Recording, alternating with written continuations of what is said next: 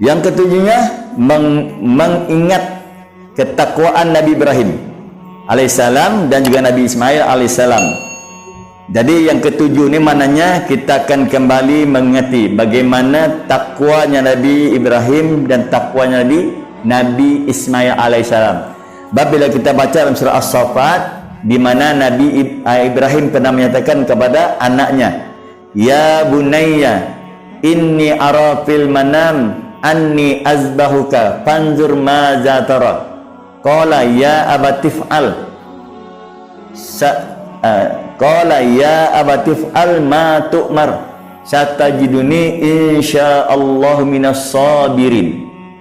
Ketika mana Nabi Ibrahim dia bermimpi, dia menyembelih anaknya Ismail alaihissalam. Selepas dia bangun dari tidur tu, dia berjumpa dengan Nabi Ismail alaihissalam. Masa itu Nabi Ismail masih dikatakan masih dalam kalangan kanak-kanak, dalam 9-10 tahun begitulah lebih kurang.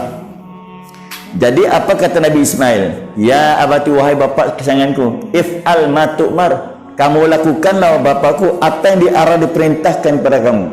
Satajiduni, kau akan mendapati aku minas sabirin, daripada orang yang sabar. Jadi itulah kisah cerita Nabi Ibrahim dan Nabi Ismail, ketika mana perkara ini ada diceritakannya di televisi dalam beberapa hari ini, dalam sebelum Hari Raya Kurban, ada diceritakan. Ustaz Zarifi kalau tidak silap saya ada juga menceritakan bagaimana Nabi Ibrahim ni dia pegang kepala Nabi Ismail, tapi dia tidak mau tengok. Dia tidak mau tengok, kan? Mananya daripada arah belakang dah. Kepala tu pegang, tangan kiri pegang kepala, tangan kanan tu pegang pisau. Kemudian dengan memejam mata dia sembelihlah anak tu tadi. Bila dia sembelih anak tu, apabila dia buka mata dia, sudah Allah Ta'ala tukarkan. Itulah dengan kebesaran, keagungan, kekuasaan Allah Subhanahu Wa Ta'ala. Ditukarlah Nabi Ismail itu dengan seekor kambing. Maka itulah menjadi korban, jadi amalan kita sehinggalah ke akhir hayat ini, sampailah ke sekarang ini. Daripada mula pada zaman Nabi Ibrahim sampai sekarang, ramai orang kita kalau yang mau korban kambing-kambing, kalau tidak pun korban unta ataupun kerbau ataupun lembu. Jadi itulah 7 perkara yang jadi peringatan kita ataupun jadi hikmah, ataupun apakah ganjar, apakah kelebihan, apakah keutamaan korban yang kita laksanakan baru-baru ini. Dan mudah-mudahan walaupun diantara kita ni ada yang masih belum lagi akil balik, tapi cerita-cerita korban ini mudah-mudahan jadi peringatanlah kepada kita, ya. Walaupun masih dalam kanak-kanak, maknanya kita kena ambil pahaman, ambil tahu bahwasanya kita nanti yang berada dalam alam kanak-kanak hari ini, kita akan jadi dewasa. Bila kita akil balik, mungkin nanti satu ketika kita sudah berumah tangga, kita pula akan menyelenggarakan, kita akan melaksanakan bagaimana cara kita berkorban ini.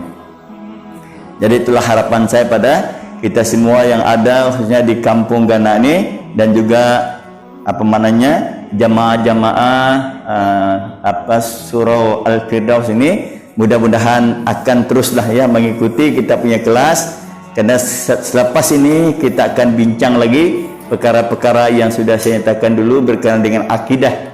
Dan kalau kita cerita pun berkaitan korban ini memang ada kaitannya juga dengan akidah yang kita ceritakan. Sebab apa yang saya pahamkan, orang yang tidak kuat akidahnya, ketakwaannya tidak kuat, maknanya dia tidak akan melaksanakan, tidak akan dapat melaksanakan apa juga diarah, diperintah oleh Allah Ta'ala. Saya juga ingatkan pada diri saya sendiri, kalau saya tidak punya kekuatan, saya tidak akan datang ke masjid ini. Begitu juga siapa-siapa pun, dengan kekuatan ketakwaan yang ada pada diri dia, dengan doa yang dibaca hari-hari 17-35 kali, kesehatan itu dia minta, dengan keyakinan dia Allah Ta'ala bagi dia kesehatan, baik istri, baik suami.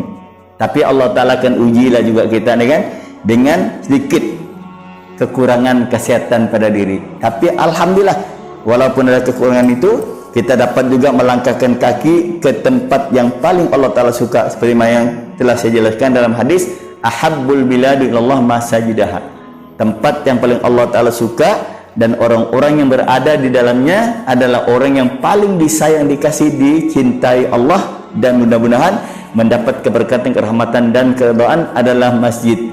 Jadi sudah juga saya katakan, masjid inilah tempatnya kita jaga hubungan kita dengan Allah pertama. Yang keduanya, masjid juga tempat kita jaga hubungan sesama kita.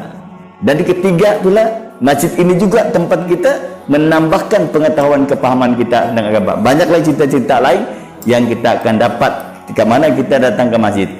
Jadi kita pergunakanlah masa yang masih ada, umur yang Allah Ta'ala masih kurniakan pada kita sebelum kita bertemu dengan Allah Subhanahu wa Ta'ala.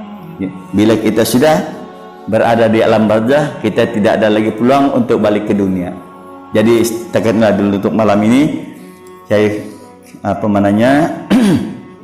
kita tangguhkanlah perbincangan kita malam ini, sama-sama kita baca tasbih kifarah. Saya sebenarnya malam ini ada jemputan nih, kata orang pun menunggu ya, katakan tunggu saya juga ada majlis berinai ke malam ini. Jadi untuk itu kianlah untuk malam ini kita tangguhkan, seperti saya katakan, kita sama-sama baca tasbih kifarah.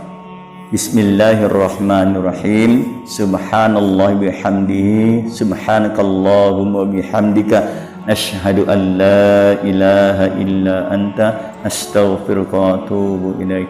Bismillahirrahmanirrahim. Wal asr, innal insana lafi khusr illa alladhina amanu wa amilus solihat wa tawasaw bil haqq wa tawasaw bis sabr. Akhirul kalam, wabillahi taufiq wal hidayah. Assalamualaikum warahmatullahi wabarakatuh.